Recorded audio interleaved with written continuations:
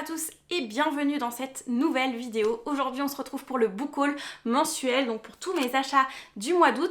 C'est le dernier avant un moment parce que cette fois-ci je vais m'y tenir, mais je vais vraiment m'y tenir.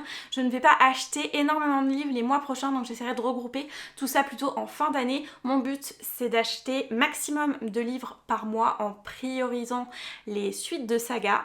Après, j'en achèterai peut-être un ou deux de plus au mois d'octobre parce que c'est mon anniversaire. Mais voilà quoi. Donc on va regrouper ça plutôt en fin d'année. On part tout de suite avec mes achats de ce mois-ci. Et j'en ai quand même quelques-uns puisque j'en ai acheté 16 au total. C'est un peu le bordel à côté de moi, mais let's go. Premier livre. Les Testaments de Margaret Atwood. C'est la suite de La Servante écarlate et je pense qu'on connaît tous La Servante écarlate, au moins grâce à la série qui a fait beaucoup parler d'elle. C'est d'ailleurs pour ça que j'ai lu le tome 1 à l'origine parce que j'aime beaucoup cette série tout simplement et du coup j'avais envie de découvrir le format papier. En général, lire le livre après avoir vu ou regardé la série, c'est pas forcément le meilleur combo pour moi. Malgré tout, j'avais quand même aimé ma lecture de ce premier tome même si c'était beaucoup moins dynamique que la série et ça m'avait donné très envie de continuer et de lire cette suite qui est sortie quand même bien des années après. Voilà, c'est pour ça que je l'ai acheté parce que j'ai très envie de lire la suite et en plus entre le fait que j'ai lu du Margaret Atwood ce mois-ci, que j'ai vraiment aimé, que ça m'a redonné envie de lire un peu plus de son œuvre, plus la prochaine saison qui sort mi-septembre, j'ai tous les éléments en clé pour me booster et pour continuer et finir cette duologie. Livre suivant. 100 ans de solitude, Gabriel Garcia Marquez. Pour la petite histoire, si j'ai acheté ce livre, c'est parce que fin septembre, j'étais censée partir en voyage en Colombie. Finalement, je vais partir en voyage, mais je sais pas trop si je vais partir en Colombie ou dans un autre pays, donc bon, c'est pas trop grave. Mais en fait, c'est parce que mon objectif, c'est de lire un livre écrit par un auteur ou une autrice du pays dans lequel je voyage. Donc c'est pour ça que j'avais acheté celui-ci, puisqu'il est écrit par un auteur colombien. C'est un livre dont j'avais pas vraiment entendu parler avant qu'on me le conseille, et depuis j'ai l'impression de le voir partout. Beaucoup de gens ont été marqués par cette lecture, du coup j'ai vraiment hâte de savoir le pourquoi du comment.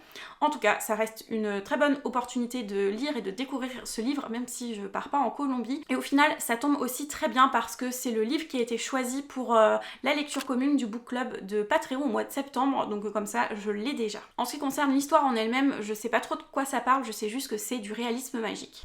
En parlant du book club de Paper Palace, abordons les livres qui font mal avec Dark Matter de Blake Crouch. Qui font mal, oui et non, c'est juste qu'en fait j'étais censée lire ce mois-ci parce que c'était la lecture du book club d'août de Paper Palace et clairement je l'ai pas lu. Je sais pas trop quand je vais le lire, du coup je pense que je vais le reporter à plus tard. C'est un thriller SF et j'ai très peu de livres de ce sous-genre dans ma palle, du coup c'est quand même une bonne occasion. En plus j'en ai entendu pas mal de bien, donc j'avais quand même envie de le découvrir.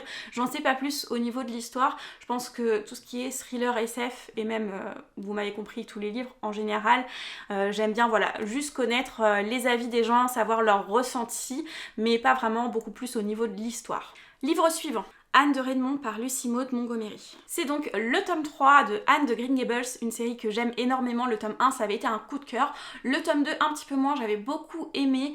Mais voilà, j'attendais certains événements et j'étais un petit peu déçue de ne pas les avoir trouvés dans ce tome 2. Donc j'espère vraiment les trouver dans ce tome 3. Dans tous les cas, je serais quand même contente de retrouver Anne, de retrouver cette vision si merveilleuse du monde qu'elle a. Voilà, j'ai vraiment hâte de retrouver ce côté un petit peu doudou de cette lecture, d'être aux côtés d'Anne, d'avoir envie de partager ses aventures et de la voir grandir. En tout cas, si vous n'avez pas encore commencé cette saga, je vous la conseille vraiment parce que c'est vraiment une dose de bonne humeur. On peut que sourire après cette lecture. Livre suivant. Alors là, j'en ai un petit paquet, j'ai eu un petit craquage, mais c'est pour faire un vlog 7 jours 7 livres, donc j'ai vraiment une bonne excuse. J'ai 6 nouvelles dedans de la collection 10 chroniques de la maison d'édition Le Passager clandestin. J'ai encore jamais lu leurs petites nouvelles, mais elles me font très envie. Ce que j'aime bien de ces petites nouvelles, c'est que le résumé c'est juste une petite phrase, du coup il n'y a rien de spoilant, mais c'est juste assez pour nous donner très envie, donc je vais vous les montrer un par un.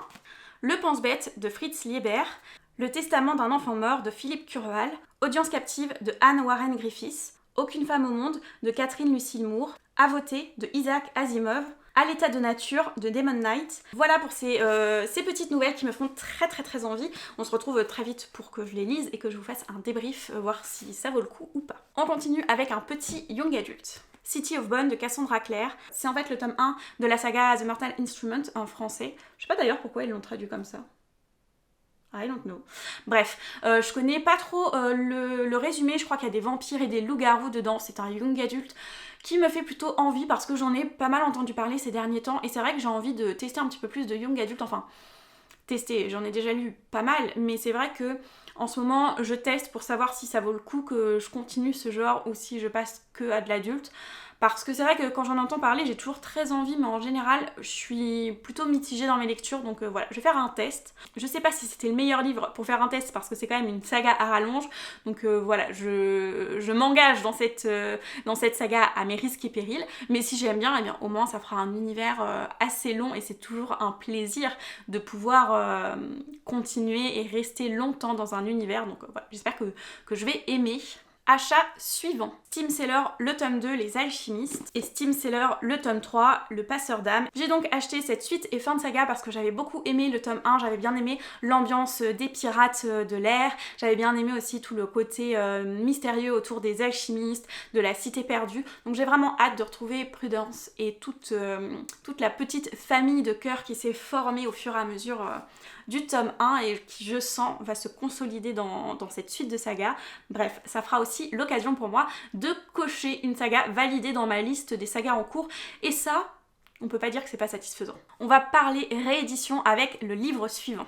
La Maison des Feuilles de Mark Z. Danielewski. Je sais pas trop si j'ai bien prononcé le nom de l'auteur. En tout cas, c'est une réédition, comme je vous le disais, qui est sortie au mois d'août et que j'avais vraiment hâte de découvrir. J'avais le tome en VO à l'origine, mais je l'ai revendu parce que j'avais un petit peu peur que ça soit trop compliqué. Dans cette histoire, je sais qu'il est question d'une maison qui est plus grande à l'intérieur qu'à l'extérieur, qui a pas mal d'intrigues à tiroirs à l'intérieur. Vous savez, les intrigues qui s'entreboîtent comme ça. C'est tout ce que j'en sais, c'est très mystérieux. C'est un livre qui a pas mal d'histoires parce que je crois qu'il a été refusé dans pas mal de maisons d'édition avant de vraiment être accepté quelque part.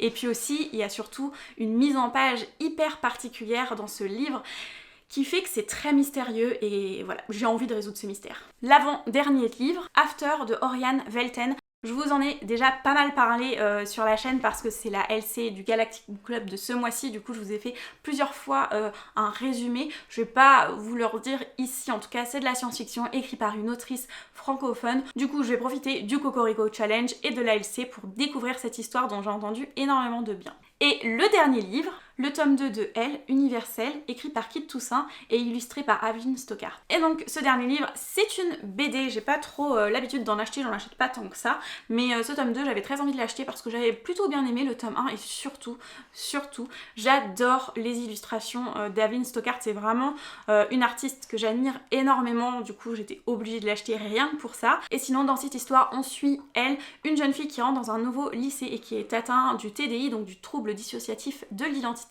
C'est représenté de façon plutôt intéressante dans ce livre puisqu'en fait chaque personnalité a une couleur de cheveux différente, du coup on voit quelle personnalité elle incarne à quel moment.